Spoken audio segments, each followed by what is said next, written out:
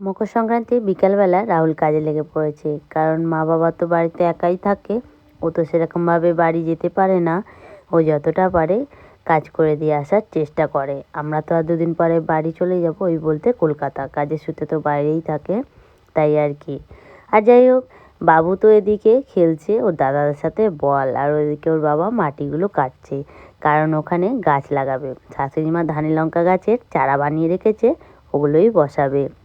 এদিকে দেখো বেগুন গাছে দুটো বেগুন হয়েছে, আরও বেগুন গাছের চারা রয়েছে, ওগুলো পরে লাগানো হবে। আর এদিকে দেখো বাবু গরুগুলোকে দেখে লাফাচ্ছিল গরুর কাছে যাবে বলে, ওকে আর কি গরুর কাছে নিয়ে গেলাম। গরুগুলো না আমাদের বাড়িরই। আর এদিকে চারা যে বসাবে তাই আর কি মাটিগুলো ভালো করে চারিয়ে দিচ্ছে।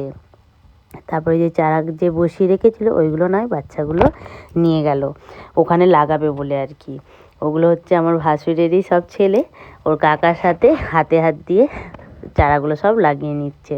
এগুলো হয়তো হিড়ই বলে, হিট বানিয়ে এগুলো চারাগুলো লাগাচ্ছে। আমি তো সেরকমভাবে চাষবাসের ব্যাপারে জানি না, আমাদের বাড়িতে না ধান চাষও হয়, আমি কোনোদিনও যাইনি চাষে।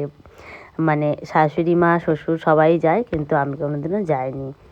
যাই হোক, তো এখানে দেখো খুব সুন্দরভাবে লাগানো হয়ে গেছে সব চারা গাছ। সব হয়নি, কিছুটা বাকি রয়ে গেছে। আজকের জন্য এতটাই। তো আজকে আসি, টাটা।